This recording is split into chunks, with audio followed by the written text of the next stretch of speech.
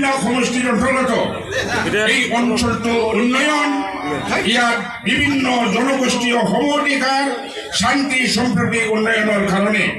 বিধানসভাত মই বলিষ্ঠ পদক্ষেপ ল'ম। গোসাইগাঁৱৰ শান্তি সম্প্ৰীতি উন্নতিৰ কাৰণে গোসাইগাঁও বিধানসভাত মই বলিষ্ঠভাৱে মই ইয়াত দায়িত্ব ল'ম। আসাম বিধানসভা নিৰ্বাচনত BPF দলৰ বাছনিকৃত প্ৰাৰ্থী সম্বৰ্ধনা জনোৱা অনুষ্ঠানটো পৰিচালনা কৰে আমাৰ জিলা BPF কমিটিৰ উপসভাপতি প্ৰাক্তন MCLA দেৱজিৎ নাৰ্জাৰী ডাঙৰীয়া। ইয়াতে উপস্থিত আমাৰ গোসাইগাঁৱৰে আমাৰ BTCৰ EM মন্ত্ৰী আমাৰ মৃত্যুঞ্জয় নাৰ্জাৰী ডাঙৰীয়া আৰু উপস্থিত আমাৰ BTCৰ মন্ত্ৰী EM পৰমেশ্বৰ ৰায় ডাঙৰীয়া, আমাৰ বাউকুংৰি নতুনকৈ গঠিত বাউকুংৰি বিধানসভা সমষ্টিৰ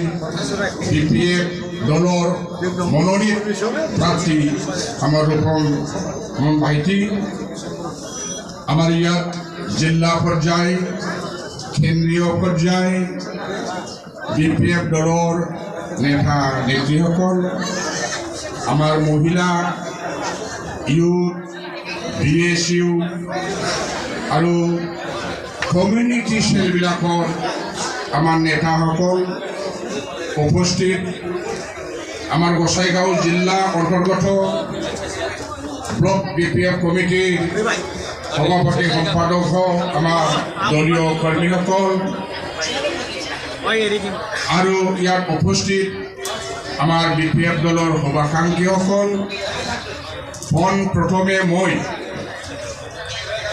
আপোনালোকক শুভেচ্ছা জ্ঞাপন কৰিলোঁ আৰু মই আমাৰ দলৰ নেতা কেন্দ্ৰীয় কমিটিৰ সভাপতি BPFৰ সভাপতি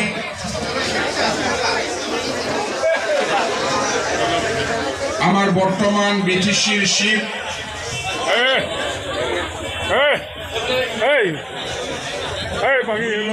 ৰাখিলি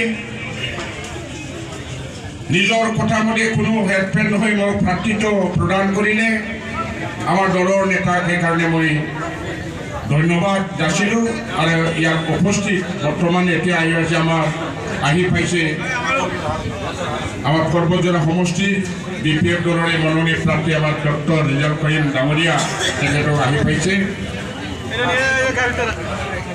আৰু যিটো মহিলাৰী দেৱে আমাৰ BPF দলৰ পৰা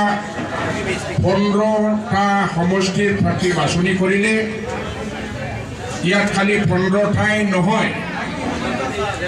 যিটো কথা কৈছে আমি ইয়াত BTC অন্তৰ্গত 15টা সমষ্টি আমাৰ পৰে, আমাৰ 11জনহে ডিক্লেয়াৰ কৰা হ'ল BPFৰ পৰা, কিন্তু সেই বাকী আমাৰ যিটো BTC অন্তৰ্গত 15টা সমষ্টি আছে, এই 15টা সমষ্টিটো আমি NDA হিচাপে ন্যাশনাল ডেমোক্রেটিক এলায়েন্স হিসাবে আমি 15টা বিধায়ক নির্বাচিত করি আমি বিধানসভা পঠিয়াই দিব লাগিব। এই কারণে মহিলারে দেবে দিশপুর চলো যিটো কার্যসূচী লৈছিল, আমি এই সকলক বিপুল ভোটত বিজয়ী কৰি দিশপুৰত আমি পঠিয়াব লাগিব। আৰু মই এই 1 নং গোসাইগাঁও বিধানসভা সমষ্টি BPF দলৰ প্ৰাৰ্থিত্ব পাই আপোনালোকক কাম কৰাৰ কাৰণে আৰু সেৱা কৰাৰ কাৰণে সুযোগ দিয়াৰ কাৰণে আকৌ এবাৰ মই হাগ্ৰামা মহিলাক মই ধন্যবাদ জ্ঞাপন কৰিছোঁ কাৰণ এই 5 বছৰত যিটো গোসাইগাঁওটো নতুন এটা শেপ সমষ্টিটো এটা নতুন শেপ আগত এই সমষ্টিটো এতিয়া 28 নম্বৰ অসম বিধানসভা আছিল 28 নং গোসাইগাঁও আছিল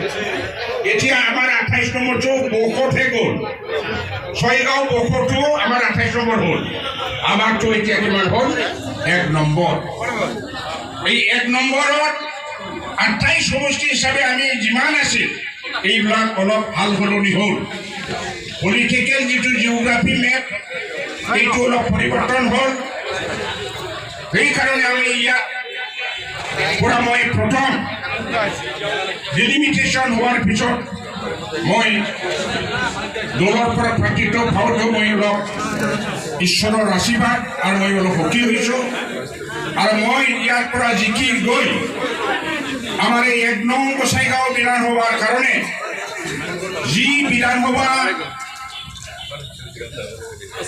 আমাৰ অসমৰ ইণ্টাৰষ্টেট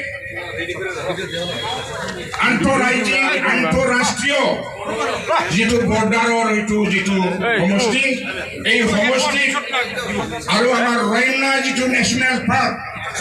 ইয়াৰ গোটেইবিলাক সমষ্টিৰ অন্তৰ্গত এই অঞ্চলটো উন্নয়ন ইয়াত বিভিন্ন জনগোষ্ঠীয় সমঅধিকাৰ শান্তি সম্প্ৰীতি উন্নয়নৰ কাৰণে বিধানসভাত মই বলিষ্ঠ মই পদক্ষেপ ল'ম গোসাইগাঁৱৰ শান্তি সম্প্ৰীতি উন্নতিৰ কাৰণে গোসাইগাঁও বিধানসভাত মই বলিষ্ঠভাৱে মই ইয়াত দায়িত্ব ল'ম এইটো অংগীকাৰ লৈ আপোনালোকক মই মৰম যাচি মোৰ ফালৰ পৰা আপোনালোকৰ পৰা আগন্তুক নিৰ্বাচনত কোনো ৰকম বেছি দিনটো নাই আগৰ নিচিনা 2 সপ্তাহমান আপোনালোকে দেহে কেহে যাতে ভাতৃটো পায় আমাৰ ভাতৃটো যাতে জিকাই দিব পাৰে তাৰ কাৰণে অলপ যাতে কষ্ট কৰে এইটোৰ কাৰণে মই ভাতৃ হৈ বিনম্ৰভাৱে আপোনালোকক হাত জোৰ কৰি অনুৰোধ কৰি মোৰ চমু বক্তব্য সামৰিছোঁ ধন্যবাদ